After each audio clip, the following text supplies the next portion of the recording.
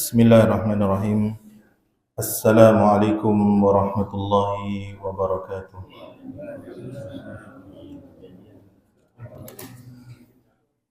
Alhamdulillah wa kafa wa nusalli wa nusallim ala nabil mustafa sayyidina wa habibina wa syafi'ina wa maulana Muhammadin wa ala alihi wa sahbihi ajma'in. Rabbi shrah li sadri wa yassir li amri wahlul 'uqdatam min lisani yafqahu qawli.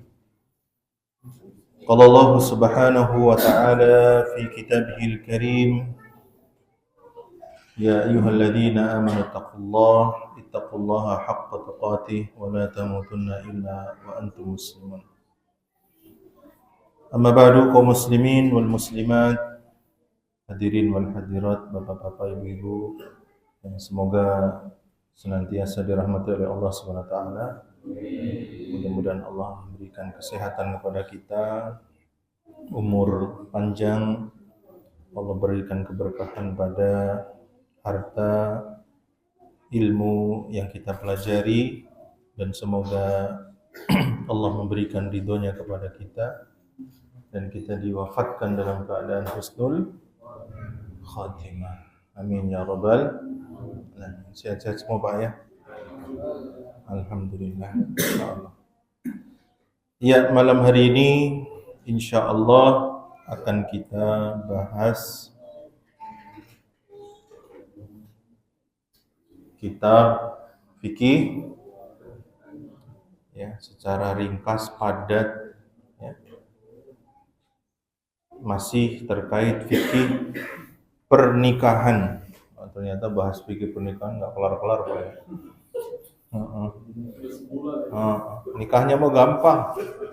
Saya terima nikah dan kawinnya fulana bintu fulan dengan mas kawin seperangkat alat sholat dibayar tunai. Ternyata ilmunya kalau digali nggak kelar-kelar Pak.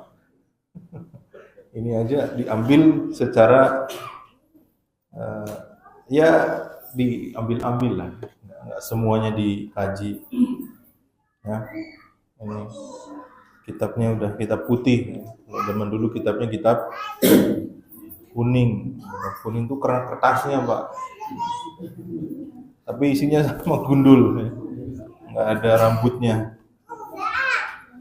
Bapak Ibu sekalian, malam hari ini kita bahas fikih ila, zihar dan li'an insyaallah. Apa itu ila? Al-ila lughatan al-halifu wal yaminu. Ila secara bahasa adalah sumpah. Ya. Secara istilah halifuz zawji ala tarki wad'i zawjatihi muddatan muayyanah. Sumpahnya seorang suami untuk tidak berhubungan dengan istrinya pada rentang waktu tertentu. Ya. Jadi seorang suami bersumpah tidak akan memberikan hak batin kepada istrinya. Ya, karena nafkah itu bukan hanya lahir Pak. Ya, bukan hanya makan, minum, sandang, pangan, papan. Bukan hanya kebutuhan-kebutuhan yang nampak, tetapi dalam pernikahan itu ada ya, hak batin. Ya. Di antara hak batin adalah seorang istri diberikan hak ya, berhubungan dengan dirinya, karena kalau tidak pun akan menjadi mudarat, sebagaimana laki-laki kalau tidak akan menimbulkan mudarat, karena itu udah naluri alamiah Pak, naluri makhluk hidup untuk ya, bereproduksi. Makhluk hidup itu membutuhkan pasangan dan seterusnya. Nah, apabila ada seorang suami dia bersumpah tidak akan berhubungan dengan istrinya, tentu ini akan menyakiti istrinya. Ya, sebagaimana laki-laki butuh, perempuan pun butuh. Mungkin ini fikihnya udah jarang ya dilakukan, atau jarang dibahas. Tapi bisa jadi ada kasus seperti itu. Ya, suaminya tidak memberi hak batin, ya, transferannya doang. Nah, masih mending apa ya? Nah, kalau nggak transfer, nggak memberi nafkah batin, nah itu lebih, misalkan berapa bulan atau bahkan bisa jadi bertahun-tahun, ya, tanpa ada kabar, tanpa ada apa. Ya, apalagi ini bersumpah atas nama Allah Subhanahu wa Ta'ala. Allah Subhanahu wa Ta'ala berfirman di dalam surah Al-Baqarah ayat 226-277. Lilladzina yu'luna min nisa'ihim tarabbusu arba'ati ashhur. Fa in fa'u fa innallaha ghafurur rahim. Bagi laki-laki yang bersumpah tidak akan berhubungan dengan istrinya, maka istri menunggu 4 bulan. Menunggu 4 bulan. Fa in fa'u fa innallaha ghafurur rahim.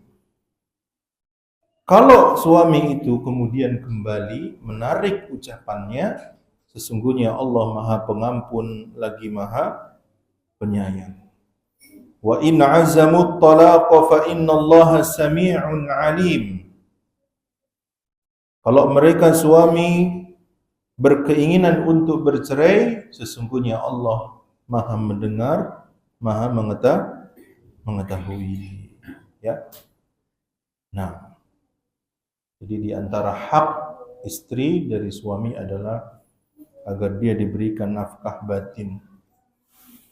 Makanya dulu suatu malam Khalifah Umar bin Khattab radhiyallahu anhu blusukan. Apa? Blusukan itu bukan ya, sunnahnya kita, ini sunnahnya Nabi dan sunnahnya Khulafa Rasyidin. Ya, jadi betul-betul malam nyari tahu keadaan masyarakatnya, barangkali ada yang membutuhkan, ada yang kelaparan, ada yang ya macam-macam kebutuhan orang ya, pada waktu itu. Nah, Umar bin Khattab radhiyallahu anhu melakukan inspeksi di malam hari secara diam-diam dan mendengar ada suara wanita yang berdendang dari rumahnya. Kalau orang sekarang nggak kedengaran ngomong, di luar nggak kedengaran. Tapi zaman dulu kan rumahnya sederhana, Pak. Ya, masih dari bilik, masih dari ya apa adanya lah.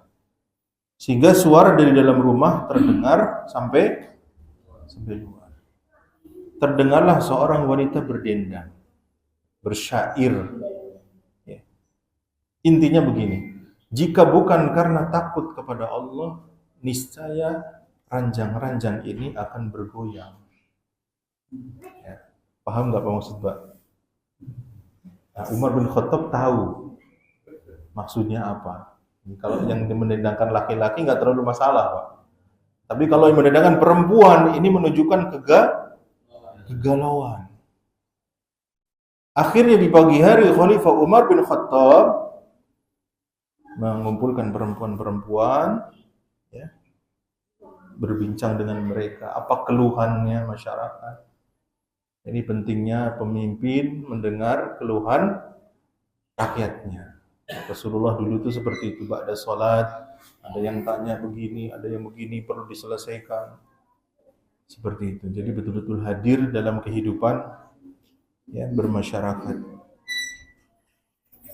Maka kemudian di antara pertanyaan Umar bin Khattab kepada para wanita adalah, berapa lama kalian wahai wanita bersabar ditinggal suaminya? Akhirnya mereka menjawab 4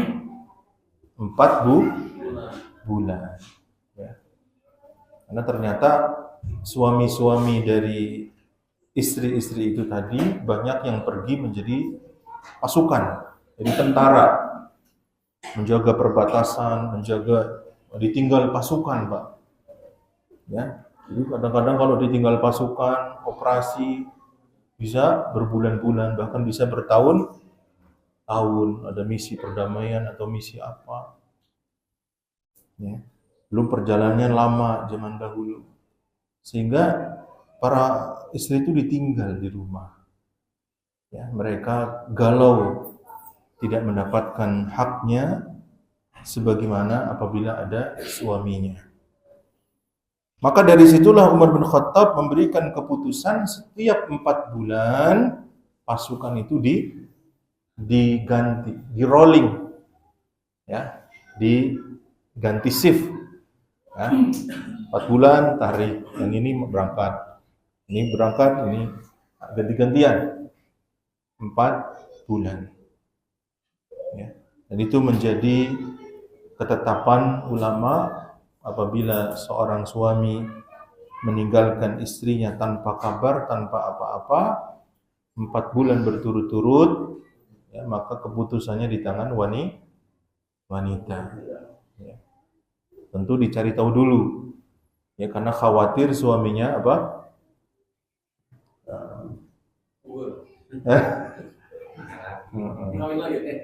Karena ada, Pak, di Sumatera atau di mana itu suaminya hilang, akhirnya dicari DPO kemana-mana, khawatirnya ada hal yang tidak baik, ya, ada begal atau apa, ternyata nikah lagi.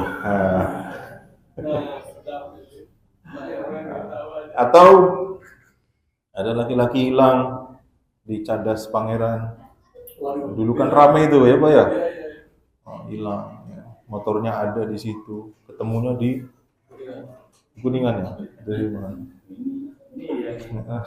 Ternyata nggak kuat sama istrinya, Pak. Istrinya galak, katanya. Nah, itu perlu dibicarakan dengan baik.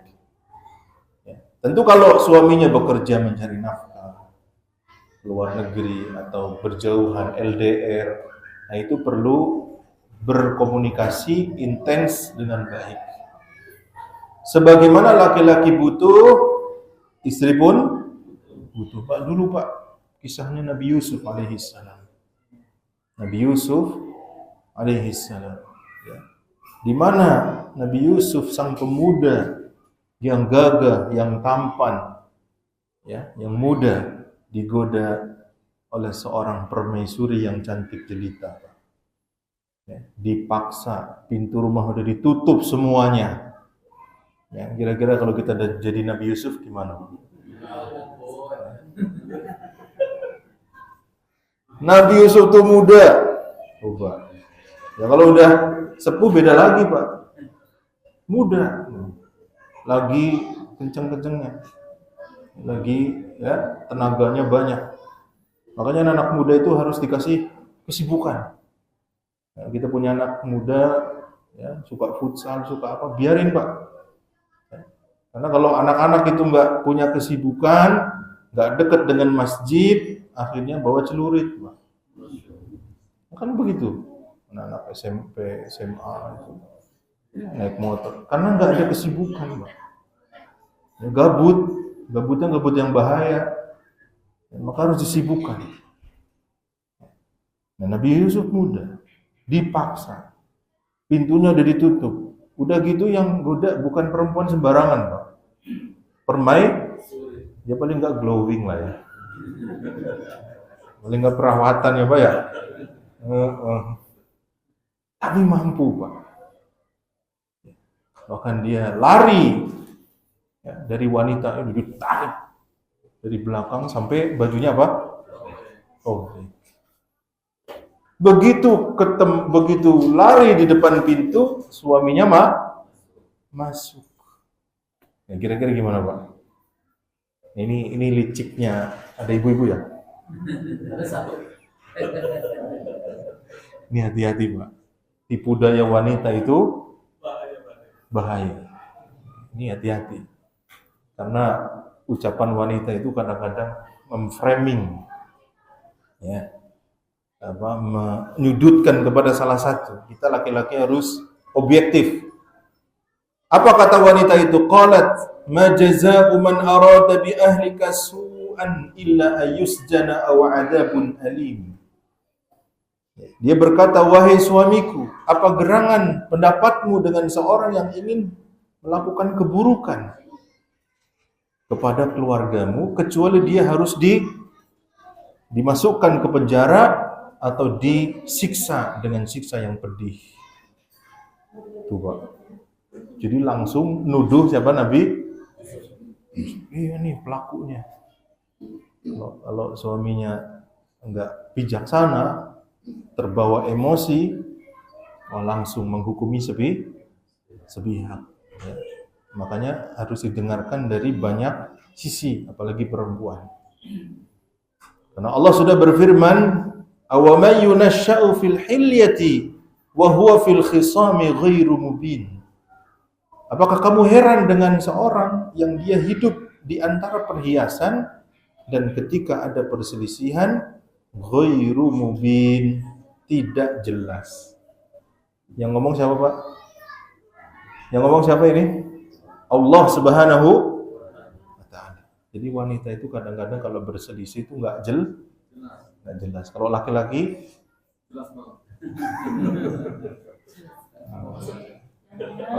Kalau perempuan kadang-kadang ya, kecuali yang Allah rahmat. Ya. Udah tahu ya, sennya belok kanan, beloknya belok kiri, sennya belok kiri, ya belok kanan, sennya belok. Udah jelas-jelas salah. Kitanya yang hampir sedikit nabrak. Yang salah siapa, Pak? Saya kejadian lucu, Pak. Bener ini. Saya pernah begitu. Ya. Saya dimarah-marahin, padahal dia sennya belok kiri, beloknya udah gitu saya deketin, malah dimarahin lagi. Aduh. Kalau kayak gitu gimana Pak? Diladenin apa enggak?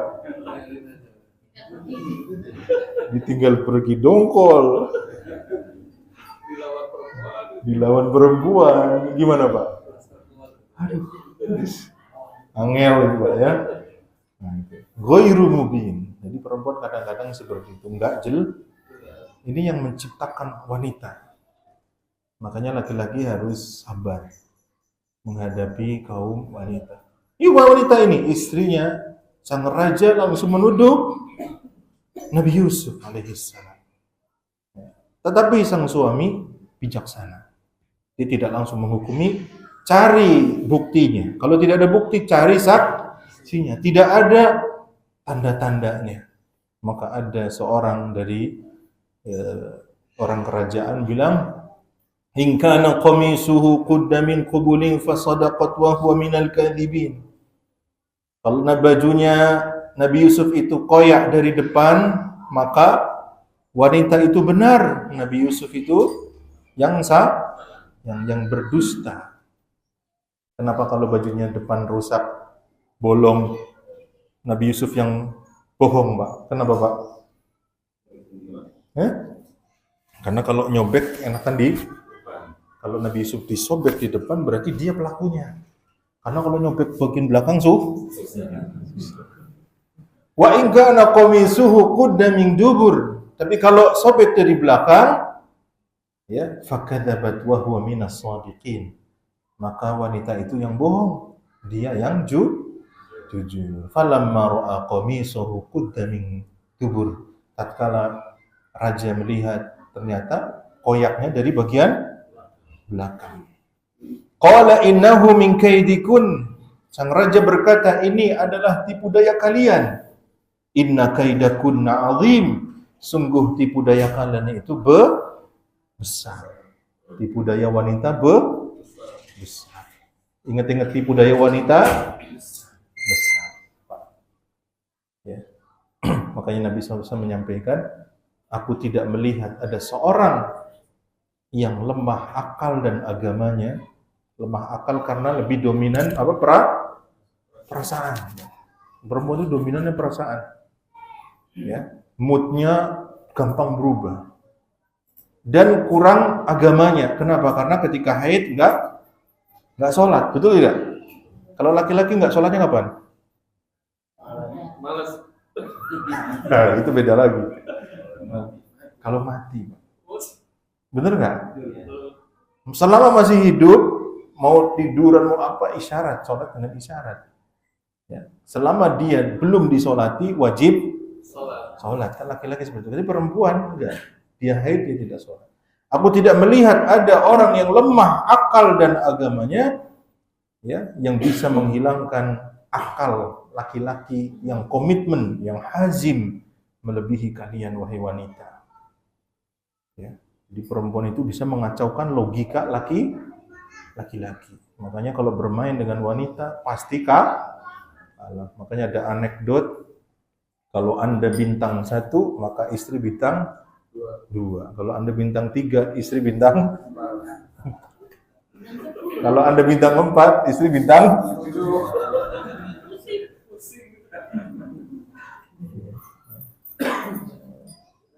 Karena sebetulnya yang berkuasa itu adalah kaum wanita, Pak.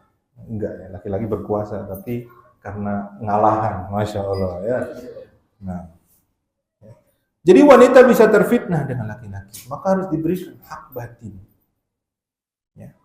Nah, ini menyakiti ketika ada seorang suami bersumpah tidak akan memberikan hak batin kepada istrinya, maka Allah memberikan waktu menunggu 4 bulan. Ini saya mau diapakan? 4 bulan. Ya. Nah, kalau sudah jelas 4 bulan dia akan menceraikan, ya diceraikan dengan cara yang baik. Ya, ini penting juga ketika kita sudah tidak cocok, kaum laki-laki tidak cocok dengan istrinya, laki-laki sudah sudah kehilangan sakinah, mawaddah, rahmah.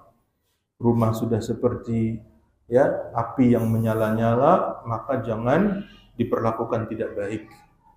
Dikembalikan, jangan disiksa, pokoknya dikembalikan saja.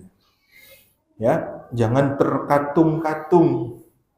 Maka di sini Allah memberikan hukum, ya. Nah, terus bagaimana kalau dia kemudian membatalkan sumpahnya tersebut? Maka seorang laki-laki apabila dia membatalkan sumpahnya, maka dia harus melakukan opsi, yaitu membayar kafarah. Kafarah sumpah. Apa kafarah sumpahnya? Ya, kafarah sumpah adalah fakafaratuhu it'amu asyarati masakina min awsati ma tut'imuna ahlikum, yaitu memberikan makan kepada 10 orang miskin dari makanan yang pertengahan, tidak mewah banget, juga tidak kurang, dari pertengahan. Itu kafarat sumpah. Min awsati ma tutiminu ahlikum au kiswatuhum, atau memberi pakaian, au tahriru raqabah, atau memerdekakan budak. Zaman dulu masih ada budak, Pak. Ya. Jadi opsinya sumpah itu apa tadi? Memberi makan 10 orang, beli warteg 10 bungkus, bagikan. Ya. Tapi harus 10 jumlahnya, karena 10 ini diinginkan. Jangan 10 porsi dikasih ke 1 orang atau ke 2 orang, enggak. Harus 10 orang. Atau memberi pakaian, berarti 10 pasang. Apakah pakaiannya itu atas bawah atau bawahan aja atau atasan aja? Ya secara ma'ruf. Ya kalau bisa atasan bawahan, meskipun tidak terlalu mewah. 10 setel. Misalkan kaos atau baju koko 10 setel. Mahalan mana, Pak? Mahalan baju ya. Makanya. Ini karena disuruh milih atau memerdekakan. Nah ini pilihan. Nomor 1, nomor 2, nomor 3. Kalau tidak, baru puasa 3 hari. Faman lam yajid fasiyamu 3 ayyam. Kalau tidak maka puasa 3 hari. Apakah harus berturut-turut? Tidak, karena tidak disebutkan berturut-turut. Ya, cukup yang penting puasanya 3 hari. Ya. Jadi ini berlaku pada semua sumpah. Ya. Kapan sesuatu disebut sebagai sumpah? kalau sudah dilafazkan. Disebut sebagai sumpah itu kalau sudah dilafazkan demi Allah. Ya, demi Allah. Wallahi, saya kalau anak lulus ya SMA maka saya akan nyembelih kambing misalkan. Nah, itu berarti sudah sumpah. Nanti masuk bab nadar. Karena nadar itu sama juga dengan sumpah. Kalau sudah dilafazkan baru disebut sumpah. Nah, pertanyaan kalau baru dalam hati, Pak. Nah, kalau anak saya diterima di UI, saya akan makan apa, Pak? Nasi kebuli untuk jamaah Masjid Mushola Darussalam misalnya. Kalau dalam hati saja itu belum termasuk belum termasuk nadar. Ya, baru keinginan. Dan sumpah itu harus perkara yang baik. Ya, kalau perkara tersebut maksiat, maka harus lari dari sumpah itu. Ya, kalau ada seorang bersumpah demi Allah, kalau anak saya lulus nanti minum topi miring. Ya. Nah, itu nggak boleh, Pak. Atau sesuatu yang sangat berat dilakukan. Ya. Kalau ya anak saya diterima jadi tentara, maka saya akan jalan dari Anyer sampai Panarukan. Ya, dari Anyer sampai Panarukan. Kan berat, Pak, berapa hari gitu. Ya, maka tidak perlu dilakukan. Cukup membayar kafarat sumpah. Jadi kalau perkara itu dosa atau sesuatu yang sangat berat, jangan dilakukan. Ya. Nah, karena itu zaman sekarang dimudahkan oleh Allah berangkat ke tanah suci dengan pesawat, maka jangan aneh-aneh sekarang, Pak. Ya, jalan kaki ada, Pak. Ya, boleh sih boleh, tetapi berat. Medannya berat, keamanannya bagaimana? Ya, itu harus dipikirkan. Ya. Mau pakai motor NMAX aja butuh waktu lama. Kan ada orang mana itu, orang Sumatera berangkat pakai motor NMAX awal-awal tuh. Ada yang pakai sepeda. Ada yang jalan kaki, Pak. Boleh sih boleh, tetapi memberatkan. Allah itu sukanya yang mudah-mudah. Yuridullahu bikumul yusra wa la yuridu bikumul usra. Allah itu ingin perkara yang mudah dan tidak menginginkan kesulitan. Dan Rasulullah SAW apabila disuruh berikan pilihan sama-sama mudah, maka Nabi akan memilih perkara yang mudah selama bukan perbuatan dosa. Selama bukan perbuatan dosa. Jadi kalau disuruh mana nyari ini gampang, cari yang paling gampang. Selama bukan perbuatan dosa. Jangan mempersulit diri karena Rasulullah menyampaikan halakal mutanatti'un, akan binasa orang-orang yang menyulitkan diri. Ya. Nah, akhirnya enggak bisa memenuhi nadarnya, ya. Nah, jadi kalau ada seorang laki-laki yang seperti tadi, maka dia membayar kafarah sumpahnya. Dan sumpah itu harus dengan lafaz Allah Subhanahu wa taala.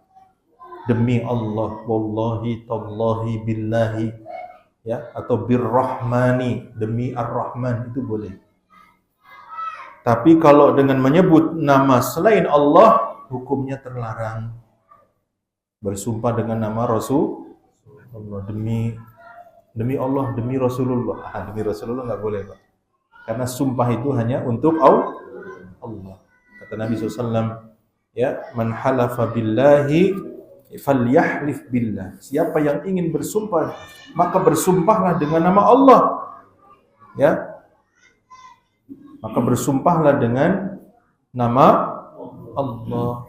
Jangan bersumpah kepada selain nama Allah. Orang-orang Arab dahulu biasa bersumpah dengan nama-nama bapak-bapak mereka. Demi Abdul Muthalib, demi, itu tidak boleh. Kalau bentuknya sumpah. Ya. Nah, kata demi dalam bahasa Indonesia memang ada makna lain.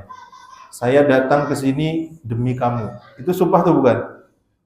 Bukan. Maka demi di situ nggak ada masalah. Karena, ya karena. Tapi kalau itu maksudnya sumpah, kata demi itu maksudnya sumpah, tidak boleh kecuali hanya untuk Allah Ta'ala. Demi Ka'bah nggak boleh. Demi kehormatanku, aku berjanji akan bersungguh-sungguh menjalankan Tri Satya.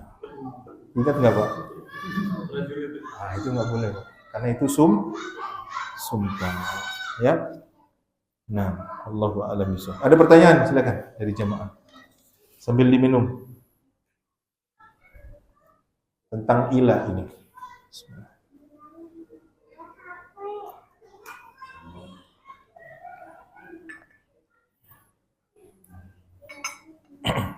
Nah, jadi ada pertanyaan, Pak Abdullah? Itu yang tadi disebutkan 4 bulan ya Pak? 4 bulan. 4 bulan itu kan itu lantaran kenapa kalau bisa kita yang meninggalkan batasannya itu seperti itu gitu biasa. Tiba-tiba kayak tadi disampaikan bahwasannya tiba-tiba 4 bulan itu dia sudah menikah lagi, jadi ada asbabnya dia meninggalkan itu ada konflik apa gitu, seperti apa gitu Pak? Ilah itu. Nah, ada seorang sahabat, ya, dia mengilah istrinya. Ya, tidak salah namanya Aus bin Samit. Dia bersumpah demi Allah, aku tidak akan ya berhubungan denganmu lagi. Nah, ini kan harus ada hukum. Saya ini istrinya. Kok saya terkatung-katung? Ini maksudnya apa? Ya, akhirnya muncullah Allah menurunkan ayat terkait masalah ilah itu. Ya, artinya harus ya memberikan nafkah batin kepada istri. Karena apabila perempuan itu tidak mendapatkan hal itu kan sudah tuntutan biologis, sudah naluri alamiah. Kalau tidak, maka akan terjadi kerusakan. Ya, kenapa banyak terjadi pergaulan bebas saat ini? Salah satunya adalah banyaknya wanita yang tidak mendapatkan batin itu, ya, sehingga mereka akhirnya liar. Ya, ini perintah untuk menikah itu untuk menjaga. Ya, baru kemarin ada info dari dinas, mahasiswa baru dicek di Bandung, ya, ada 300 orang yang terkena penyakit HIV AIDS, mahasiswi. Ini kita zaman sudah luar biasa, Pak. Ya, hati-hati. Dan HIV AIDS itu sudah ujungnya. Biasanya sebelum HIV AIDS itu banyak penyakit kelamin lain. Ya. Banyak penyakit. Tapi kalau sudah HIV AIDS itu biasanya karena sudah parah. Ya, ada sekitar 300-an orang. Makanya anak-anak muda sekarang kita jaga. Bukan menjaga anak perempuan saja, anak laki-laki. Ya, masallallahu alaihi. Ya, ada pertanyaan lagi monggo tentang ilah. Lanjut. Yang kedua adalah zihar. Zihar. Ad-ziharu, ya. Secara istilah, zihar secara bahasa artinya punggung. Zihar secara bahasa artinya punggung. Adapun secara istilah, an yushabbiha imra'atahu aw udwan minhu bima tahrumu alaihi aw bi'udwin minha. Menyerupakan istri atau sebagian tubuhnya dengan apa yang haram baginya. Ya. Jadi menyerupakan istri dengan sesuatu yang menjadi mahram bagi dia.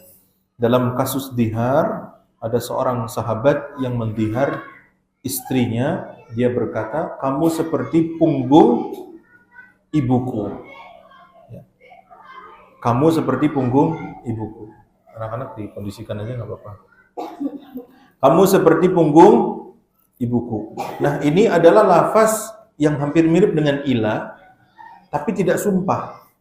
Bentuknya bukan sumpah. Intinya adalah tidak ingin memberi nafkah batin kepada sang istri. Ya, kamu seperti punggung ibuku, yakni sudah seperti ibuku. Dan ibu itu mahram, sehingga dia tidak diberikan hak sebagaimana istri biasanya. Nah, ketika ada seorang suami dari sahabat mendihar istrinya, maka sang istri itu berangkat ke rumah Rasulullah SAW mengadukan ya tentang perihal suaminya. Ya, maka wanita itu datang ke rumah Rasulullah, curhat. Ya, Aisyah ada di kamar, Pak. Saat itu kemudian turun ayat kepada Nabi SAW. Ya, qad sami'a Allahu qawlan lati tujadiluka fi zawjiha wa tashtaki ila Allah wallahu yasma'u tahawurakuma. Allah mendengar ya curhatan wanita yang mengeluh tentang suaminya. Allah mendengar perbincangan keduanya. Allah Maha ya mendengar lagi Maha melihat. Kata Aisyah, aku dulu di dalam kamar nggak dengar suara Nabi dan tamu perempuan itu, nggak dengar. Tapi ternyata Allah dari atas langit yang 7 menurunkan ayat, ya, memberikan hukum. Ya, Aisyah aja di samping kamar nggak dengar perbincangannya, karena Allah Maha mendengar lagi, mengetahui. Alladzina yudhahiruna minkum min nisaihim. Orang-orang yang mendihar istrinya, ma hunna ummahatihim. Bukanlah para istri itu adalah ibu-ibu mereka. In ummahatuhum illa allai waladnahum. Ibu itu hanyalah mereka yang melahirkan. Wa innahum la yaquluna munkaran minal qawli wa zura. Sungguh mereka mengucapkan ucapan yang mungkar dan melampaui batas. Wa innallaha la'afuwun ghafur. Sungguh Allah Maha pemaaf lagi Maha pengampun. Ya. Walladzina yudhahiruna min nisaihim thumma ya'uduna lima qalu. Orang-orang yang mendihar istrinya kemudian dia ingin kembali dari menarik ucapannya, fatahriru raqabatin min qabli ayyatamas. Maka wajib memerdekakan budak sebelum keduanya berkumpul. Dzalikum tu'aduna bih. Itu adalah nasihat kepada mereka. Wallahu bima ta'maluna khabir. Allah Maha mengetahui apa yang mereka kerjakan. Faman lam yajid fasiyamu syahraini mutatabi'aini min qabli ayyatamassa. Siapa yang tidak mendapatkan budak, maka puasa 2 bulan berturut-turut sebelum berkumpul. Faman lam yastati fa it'amu sittina miskina. Kalau tidak bisa, maka memberi makan 60 orang miskin. Berarti lebih berat ini, Pak. Ya, karena nggak ada waktunya. Kalau tadi ila itu 4 bulan, kalau dihar itu unlimited, tidak terbatas. Jadi itu akan menyakiti istri selama-lamanya. Makanya Allah memberikan hukum pun lebih berat. Ya. 1, memerdekakan budak. Kalau tadi pilihan, sekarang nggak pilihan.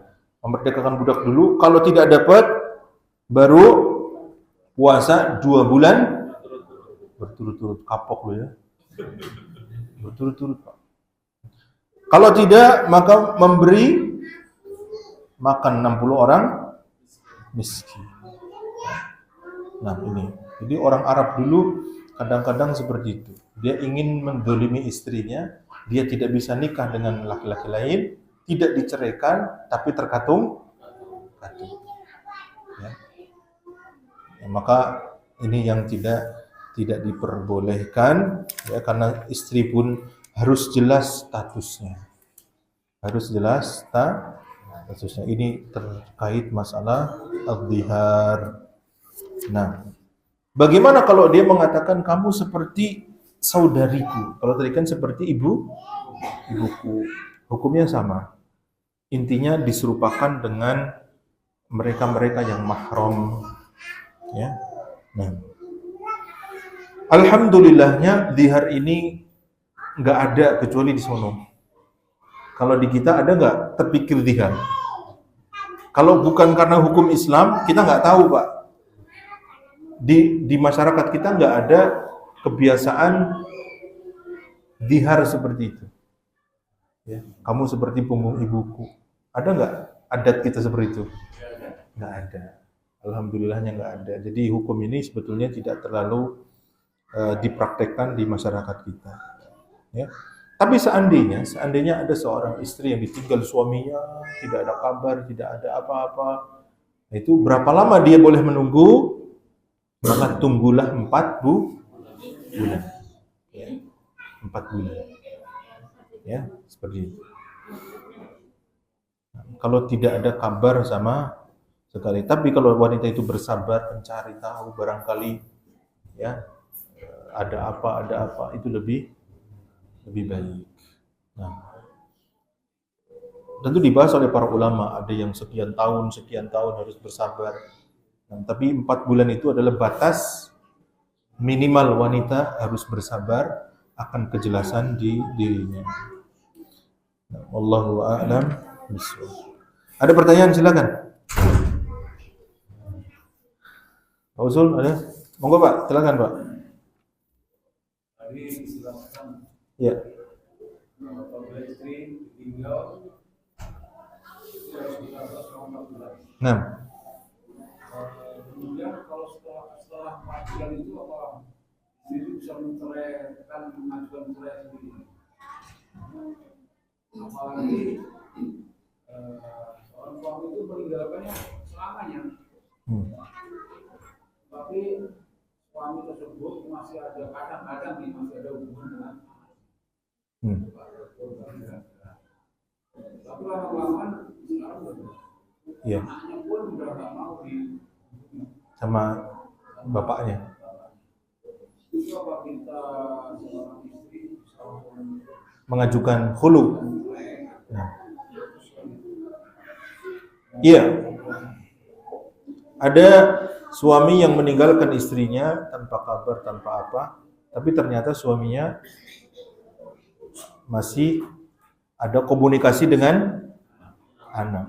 Lalu lambat laun sudah tidak ada. Ya. Nah, wanita yang seperti ini ditinggalkan tanpa nafkah, lahir batin, tidak ada kejelasan sama sekali, maka dia bisa mengajukan khulu. Di antara hal yang dibolehkan ulama mengajukan khulu adalah tidak diberikan nafkah dan lahir dan batin. Bahkan dalam mazhab Syafi'i selama 4 bulan berturut-turut tidak ada kabar sama sekali, ya, bukan karena keridhaan istrinya. Misal kalau zaman sekarang sih alhamdulillah transfer gampang, Pak. Ya, alhamdulillah. Kalau zaman dulu mungkin dia kerja misalkan ke Kalimantan. Ya, lama nggak ada kabar. Ya bukan berarti langsung bisa minta khulu, enggak. Karena dia berangkat pun dengan komunikasi, dengan keridhaan istrinya, LDR-an. Kalau zaman dulu LDR-an lebih menyiksa, Pak. Enggak ada handphone, enggak ada orang kita kirim duitnya pakai nunggunya seminggu ya, Pak ya. Zaman dulu, sekarang mah duit pakai internet banking, gampang. Zaman dulu begitu, suaminya pergi Kalimantan, ke Sumatera, ke Sulawesi, nggak ada kabar. Kalau perginya itu dengan izin istrinya, sama-sama tahu, sama-sama ridho, ya 4 bulan enggak, dia tetap bersah. Nah, disitulah ada khilaf ulama dalam masalah itu. Bahkan pendapatnya ulama Hanafiyah, wanita wajib bersabar wanita wajib sabar sampai kemungkinan suaminya itu udah nggak ketemu lagi. Kalau perginya baik-baik, nggak kabur. Sampai ketahuan misalkan, oh suami usianya 60, ini sudah ditinggal 10 tahun, kemungkinan masih hidup nggak Pak? Ada kemungkinan masih hidup. Tapi berangkatnya umur 60, udah 30 tahun ditinggal, bisa. Kayaknya udah mati. Istri itu boleh menikah dengan laki-laki lain. Ini mazhabnya ulama Hanafiyah, tapi panjang sekali menunggu puluhan tahun. Ya, kalau ada keridhaan. Ya, Allahu a'lam, kalau ada keridhaan dicari dulu. Misalkan kok 2 tahun nggak ada kabar, 3 tahun nggak ada kabar, dicari tahu dulu. Kalau tidak ada kabar sama sekali, baru kemudian sang istri mengajukan gugatan cerai. Ini kalau awalnya sama-sama tahu. Tapi kalau terkatung-katung, suaminya tidak menghubungi istrinya, tidak memberi nafkah lahir dan batin, berbulan-bulan, lebih dari 4 bulan, maka sang istri bisa mengajukan gugatan cerai. Batasnya 4 bulan tadi. Ya. Kenapa? Oh. Gitu. Tapi ada orangnya ditanya, ini sebetulnya istrimu itu diapakan? Didiamkan, masih istri atau bagaimana? Dicari tahu kejelasannya. Kalau tidak jelas, dia bergeming dan tidak berubah, maka sang istri berhak mengajukan apa? Gugatan khulu. Nah, seperti itu Pak. Nah, ada pertanyaan lagi? Monggo. Ya, silakan. Waalaikumsalam warahmatullahi wabarakatuh. Bagaimana dengan seorang suami yang memanggil istrinya itu dengan sebutan mama, ibu, ataupun adik? Iya, bagaimana dengan sebutan mama, umi kepada istrinya? Ya. Nah, zihar, panggilan zihar itu karena memiliki tendensi ke arah memberikan kesengajaan membuat istri itu terkatung-katung. Kamu seperti ibuku, itu memang tendensinya bagi orang Arab itu mau dicampakkan seperti itu. Tapi ketika kita mengucapkan umi, mama atau bunda kepada istri kita, apakah kita menyamakan istri kita seperti ibu kita? Ada nggak niat seperti itu? Nggak ada. Maka bukan zihar. Nah, karena mengajari anaknya menjadi kebiasaan. Makanya tadi zihar itu insya Allah kebiasaan kita nggak ada. Insya Allah kebiasaan kita tidak ada, karena panggilan ummi ya kepada istri kita bukan bermaksud zihar. Tidak ada sama sekali keinginan untuk zihar, sehingga tidak ada masalah. Ya, dan itu dikembalikan kepada adat. Panggilan-panggilan nama itu dikembalikan kepada adat kebiasaan.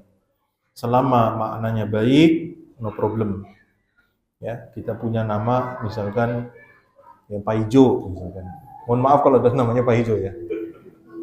Ya enggak apa-apa. Pak Ijo. Ya. Ya, misalkan Soeharto, ya enggak apa-apa, enggak ada masalah. Dan itu bukan hal yang jelek ya. Sekali lagi itu karena kebiasaan. Karena dalam syariat adat kebiasaan ya yang tidak bertentangan dengan syariat, hukum asalnya mubah. Hukum asalnya mubah. Ya, makanya kalau Anda ngobrol dengan orang tua jangan antum. Mbah, antum gimana Mbah? Jangan. Pakainya sama panjenengan, bahasa yang baik. Nanti antum. Seperti itu. Jadi adat, nama, apa dalilnya adat itu kebiasaan? Hah? Di Arab itu ada namanya Pak, namanya kilab. Kilab itu apa? Bahasa Arab, anjing.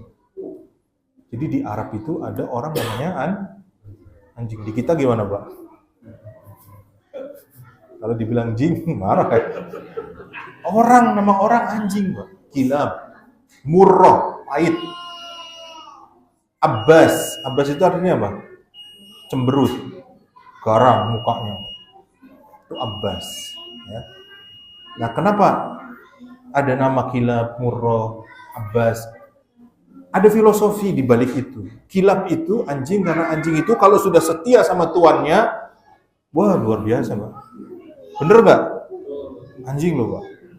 Anjing sama kucing kalau dilatih lebih pinter anjing. Ya. Makanya Allah membedakan antara anjing biasa dengan anjing buruan. Bahkan menyebut ya, hewan yang dilatih itu sudah menganjing, mukallibin, sudah menganjing. Karena anjing itu memang bisa dilatih. Ya. Ya, kalau ada anjing buruan menggigit, misalkan gigit kijang misalkan, kemudian kijang itu mati, itu boleh, halal, Pak, hukumnya. Nggak sempat disembelih. Kita punya kijang, anjing, berburu. Ada kelinci lari, lepas. Anjingnya gigit, dibawa ke kita, terus si kelincinya mati. Itu boleh, Pak. Meskipun tanpa kalau masih hidup ya harus disembelih. Itu beda. Allah membedakan antara anjing yang terlatih dengan anjing yang tidak terlatih. Kalau Anda lihat ada anjing gigit ayam, terus kita rebut, yang nggak bisa. Itu jadi bangkai. Allah membedakan antara anjing yang terlatih dengan anjing yang tidak terlatih. Kenapa, Pak? Karena yang ini punya ilmu, yang ini bodoh.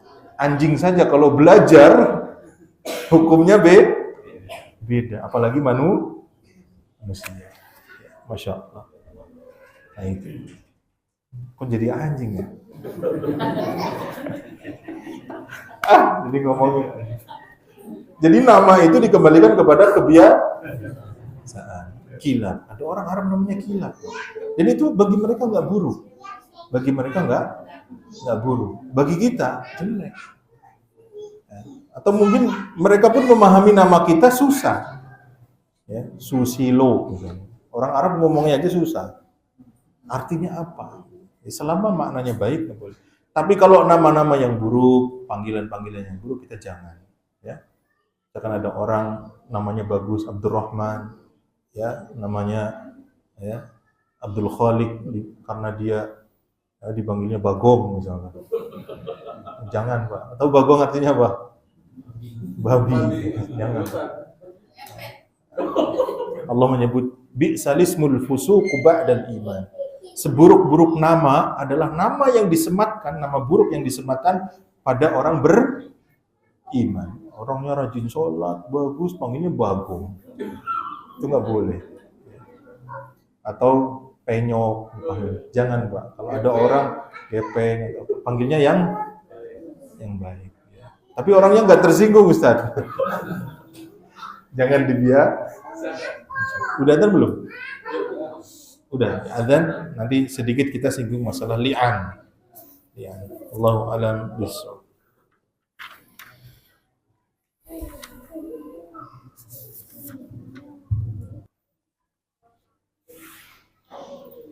Alhamdulillah wassalatu wassalamu ala Rasulillah wa ala alihi washabbihi ajmain. Ya, tadi kita sudah menyinggung terkait masalah yang pertama adalah tadi apa? Ila, ya, yang kedua zihar, yang terakhir adalah li'an. Li'an itu berasal dari kata la'an, laknat. Apa? Laknat, ya. Ya, kenapa disebut li'an? Karena seorang suami melaknat istrinya. Kapan? Ketika terjadi perselingkuhan dan telah jelas telah melakukan hal yang Allah larang. Ini perzinahan, tapi tidak ada saksi, tidak ada buktinya. Ya. Karena orang yang menuduh wanita baik-baik dengan perzinahan harus mendatangkan 4 orang saksi atau bukti atau mengaku. Hanya 2 opsi itu. 1, 4 orang saksi laki-laki atau mengaku. Ya. Kalau nggak ngaku nggak dihukum, Mbak. Ya. Kalau dia tidak bisa mendatangkan 4 orang saksi, maka gugur hukumnya. 3 orang. Malah yang lapor didera sebanyak 80 kali. Walladzina yarmuna al-muhsanat, orang-orang yang menuduh wanita baik-baik dengan perzinahan, tsumma lam ya'tu bi arba'ati syuhada, dan tidak mendatangkan 4 orang saksi laki-laki, fajliduhum 80 jaldah, maka dipukul berapa? 80. Ya. Nah, gimana itu, Pak? Nggak ada saksi. Karena rata-rata perbuatan tersebut tidak ada saksi. Diam-diam. Ya iyalah, masa orang. Ya. Terus gimana itu? Kalau ada teknologi, Ustaz, sekarang ada CCTV, ada tidak bisa dihukum kecuali dia ngaku. Kecuali ngaku. Ini dalam hukum Islam jelas Pak hukumnya. Kalau ada hukum Islam tegak, yang sudah menikah dirajam sampai mati, dilemparin batu.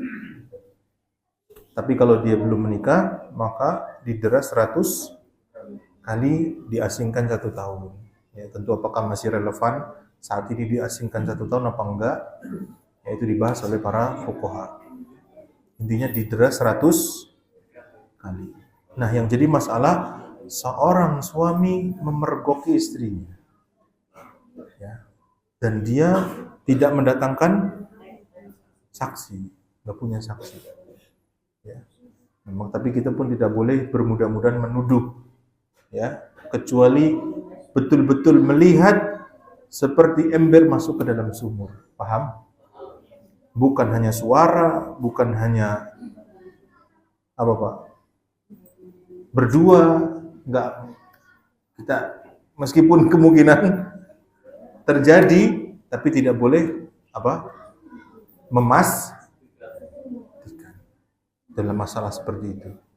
Ya, pokoknya urusannya sama Allah. Ya. Nah, ada seorang sahabat namanya Hilal bin Umayyah radhiyallahu anhu memergoki istrinya dan seyakin-yakinnya. Dia lapor kepada Rasulullah SAW. Ya Rasulullah, istriku begini.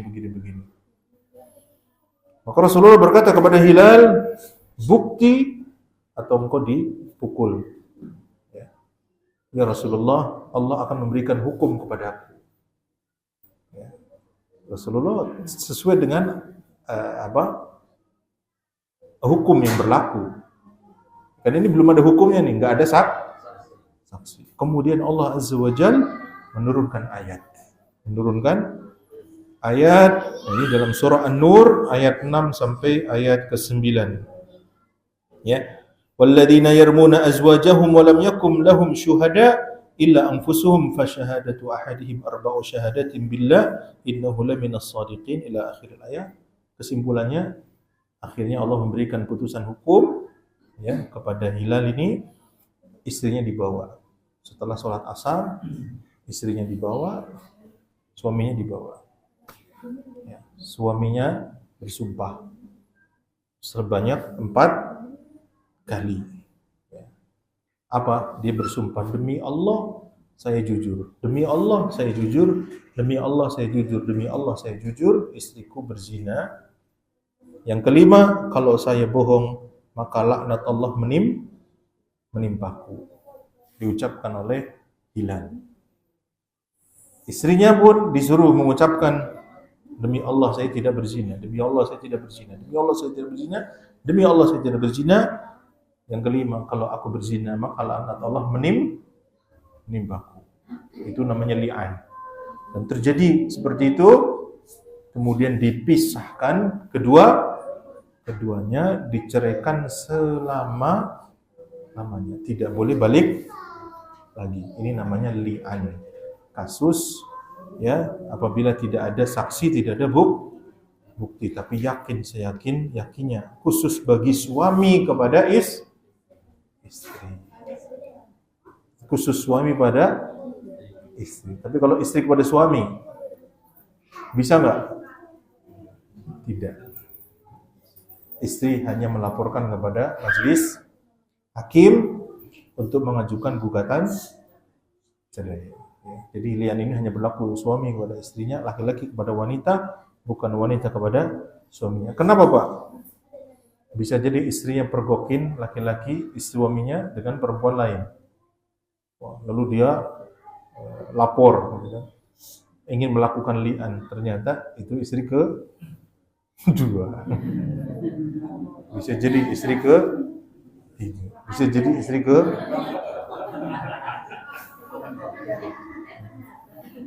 ya, seperti ya memang udah jatahnya 4, gimana lagi ya. Jadi yang kemarin tuh yang istri apa ya, ngambil jatahnya. Tapi ingat, harus adil. Kita harus mengukur diri. Ini saya punya kapal getek, ya, apa kapal pesiar. Kalau kapal pesiar mah beda lagi, Pak. Ya, dicukupi semuanya, adil, bagus, akhlaknya bagus. Ini perempuan tuh bisa, Pak. Perempuan tuh mampu. Kenapa Allah memberikan jalan itu? Karena perempuan mampu. Tapi kalau kapalnya masih kecil, penumpangnya banyak, tenggelam. Yang dipilih yang muda apa yang tua, Pak? Wallahu a'lam. Subhanaka bihamdika asyhadu an la ilaha illa anta astaghfiruka wa atubu ilaik. Wassalamualaikum warahmatullahi wabarakatuh.